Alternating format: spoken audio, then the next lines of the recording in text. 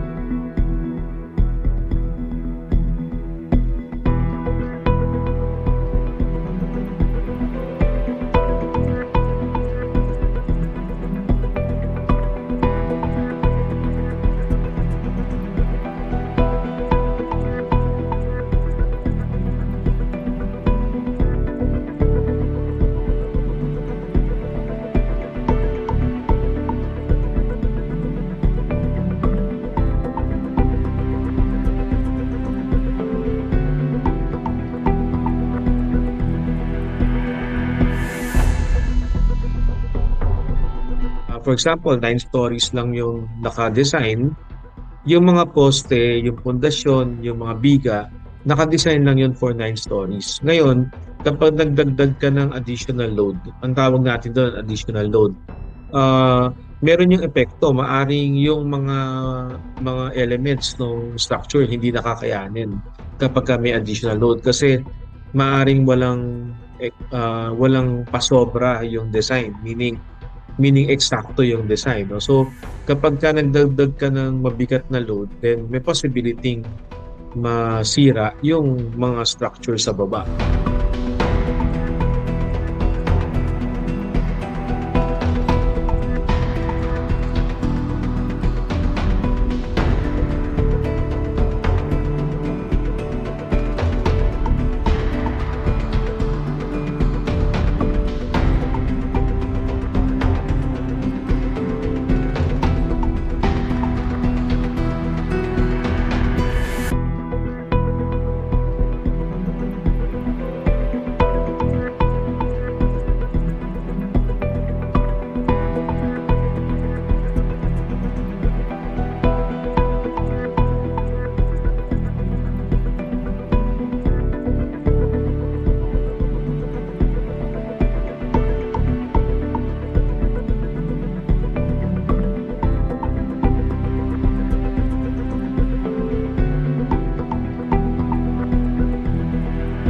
Yung structural engineers, nagbabase siya sa NSCP para malaman ano yung dapat na size, ano dapat yung laki ng elements ng biga, poste, pundasyon, slabs. Tapos from dun sa NSCP, dun din malalaman ano yung dapat na nilalagay mong dami ng bakal.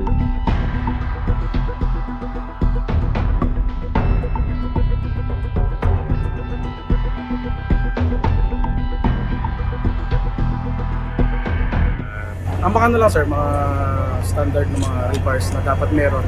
Like for example sa mga joints na yung mga confinement, dapat may mga repairs po. Yun yung mga wala.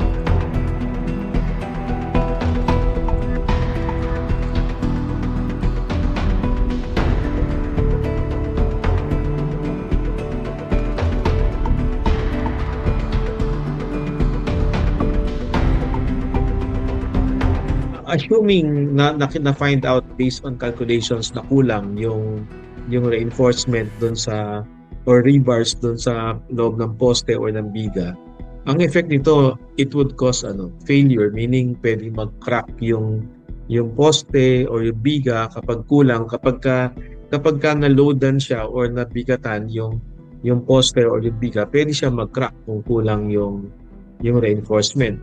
So tapos at worst, yun nga, pwede mag-collapse yung element, pwede siyang masira.